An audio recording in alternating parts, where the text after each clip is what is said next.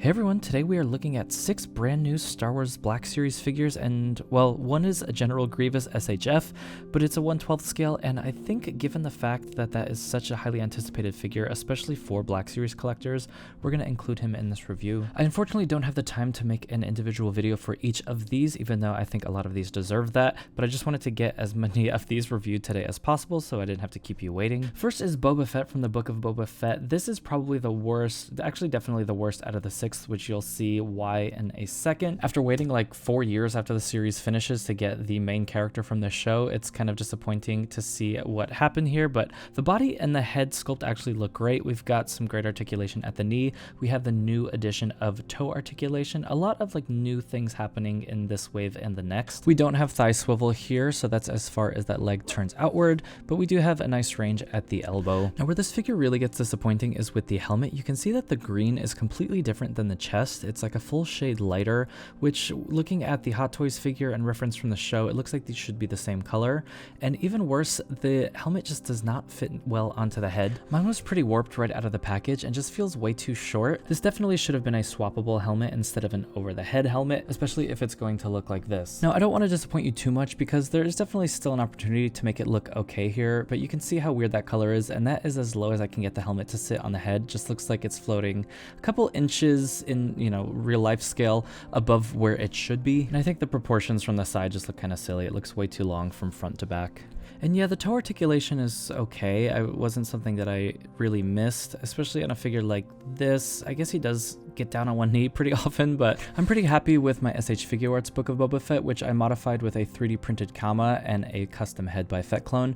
But next to the Fennec Shan from the Black Series, this figure does look pretty good. What I would do if this were my only option, I'd probably do a dark wash on the helmet with a little bit of metallic weathering, and then also get a different head on there so it can sit a little bit lower. He's also just like a little too thin. It reminds me more of like Empire Strikes Back Boba instead of Book of Boba Fett, but here is that trio all together finally. I know a lot of you guys are very excited about Jedi Master Dooku. I don't really have a section on my shelf where I feel like this would fit in, but I am excited to unbox it nonetheless. Now we are on to our fan channel wave, which is 4 lightsaber wielders that each have swoosh blades. And I did a poll on my Instagram recently asking if people would prefer more swoosh blades or more force hands, and the force hands won like 50-1. Like, I'm not even exaggerating. I think there was 1 vote for swoosh blades out of 50. We do have some thigh swivel here, leading me to believe that these are fairly older legs that are being reused. Some great articulation at the butterfly joints here and the elbow. Look at that bend. Plus ball jointed wrists, which is always cool to see. And this guy feels really tall, and look at the quality of this cape. The stitching here, the detail, this is actually feels embossed, like it's got a 3D texture to it. That just makes that napkin Palpatine feel so much worse. We do see that pearlescent gray plastic on the chain here, which looks a little flat. I would probably hit that with some silver paint. And then this lightsaber is just real bad. It's got that pearlescent paint that we saw with Jango Fett's armor, and just really feels like something's missing here. And I assume this was a budget issue since we do get the swoosh effect here as well as the alternate head, which I'm sure has some pretty expensive deco. So to maintain that price point, things do have to be cut. A lot of people said this head looks like Nicolas Cage. I'm gonna steal the Declaration of Independent Systems. One of the things that struck me about this figure is how tall he feels. Like, even without any other characters next to him, I could tell he was a tall boy. You could see he scales up nicely next to the original Count Dooku, as well as the Mace Windu. That's a custom 3D printed cape on Mace, and then custom repaints by Nuno on both of those heads. But overall, great figure. I think this will totally satisfy any fans of this character in the show, and I definitely recommend it.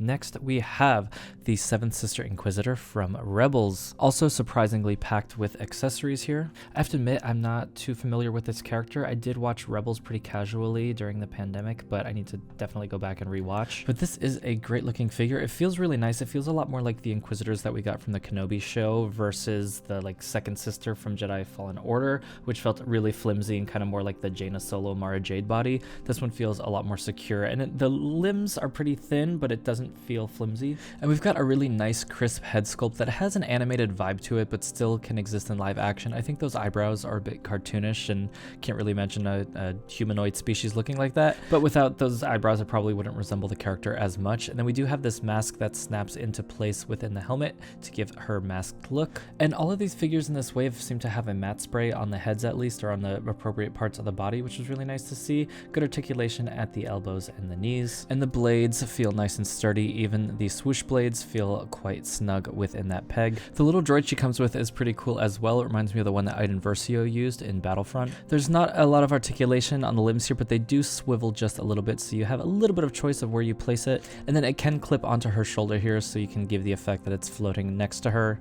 Such a cool little addition. And then we do have ball joints at the wrist here, which is cool to see. I think this is only maybe the second female character we've seen with the ball jointed wrists, which are a little bit smaller, but they do get the job done. And then we have this slightly gestural open hand that can also still hold the lightsaber. And the figure that this reminds me the most of is the second sister from Jedi Fallen Order, but this, you can see just how I'm struggling to get her to stand. This one just feels so much better and more modern. I just wanted to show how she scales with the new Asajj Ventress. I did do a full review of this figure, which is on my channel now. You'll see that recommended at the end of the video if you'd like to check that out after. I think all that's missing now is Agent Kallus, and we will have a pretty solid Rebels display.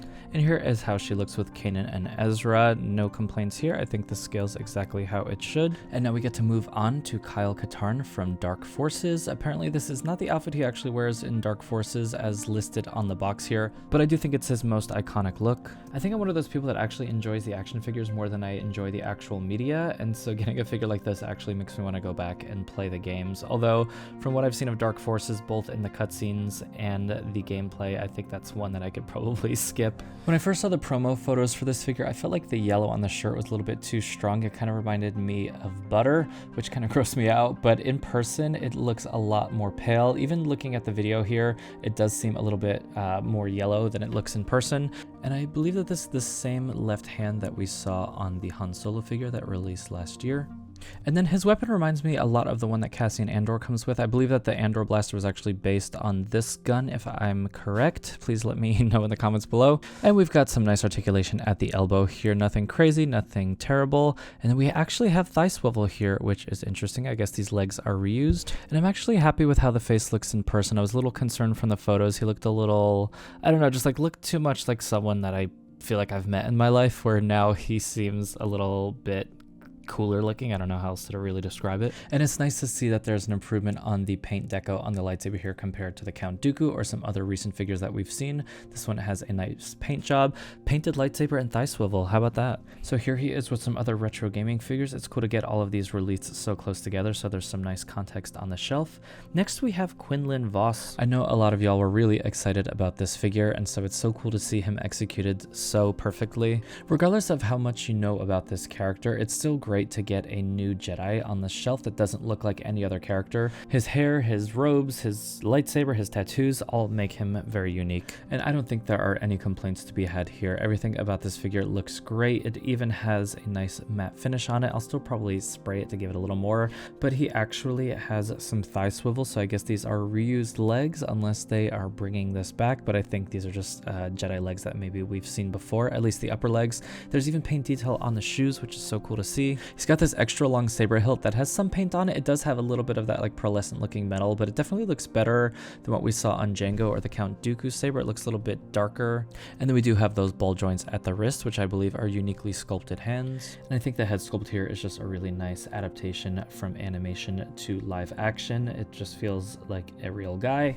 And again, speaking of context, it's really cool to get Asajj Ventress in this outfit to also release so close in time to this Quinlan. I actually don't know the story too well. I believe it's all in the book Dark Disciple, but I'm excited to learn more. And now the SH Figure Arts General Grievous. I got this from Amazon Japan. It shipped a few days ago. It felt like this took forever to come out. We were obviously very excited to get this figure once it was revealed because of how disappointing the Black Series Grievous is. It's just a little underscaled and just doesn't stand up very well, so we'll have to see if this one is any better. Just a quick close-up peek at some of the accessories. We do have several different sets of hands, but first impression of the figure itself, it does feel a little flimsy, especially at the ankles, which is of course the last place you want a figure like this to be flimsy. It definitely has a lot of articulation, and you do sometimes run into that problem where there's just too much moving around, so when you move one part, everything else seems to move. It's kind of hard to hold and pose. it makes me just kind of want to get this figure posed and not touch it on the shelf, rather than something that I feel like I'm going to want to take down and mess around with all the time. And a quick comparison in height here from the Bandai model kit on the left on a special stand that I made, and then the new SHF in the middle, and then the Black Series on the right. You can see that he's kind of in between the Bandai and the Black Series, and he actually doesn't look that much bigger than the Black Series on camera, but when you bring in Obi-Wan and Anakin, you can see how much he towers over them, so that's very satisfying to see. I heard some criticism of the cape being too dark. That's the new SHF on the right and the original Black Series on the left, which is a little bit of a lighter gray. We do have the sewn in pockets on both of these for those spare lightsaber hilts. And in order to split the arms in two, you actually remove this piece, which has two separate pegs that go in here. One of them was really loose and one of them was really tight, so it was a little scary. I was kind of afraid that I was going to break the joint or something here. I would recommend getting a little heat on this if you aren't too familiar with SH Figuarts figures. And then getting the other arms in was also just like a little bit tricky, just given the tightness of it, which I guess is better than something being too loose. But after a little bit of finagling here, I was able to get him with all four arms out in a nice standing pose here with a slight crouch there. And this is just going to be such a centerpiece on any Revenge of the Sith shelf. So there are all 6 reviews of figures that I got just yesterday. I also have reviews of the new Jango Fett and Asajj Ventress on my channel already. Those are just dedicated videos. They are going to be recommended on your screen any second. As always, thank you for watching. Subscribe if you are new, leave a like, leave a comment. I read all of them. Thank you so much for watching, and I'll see you next time.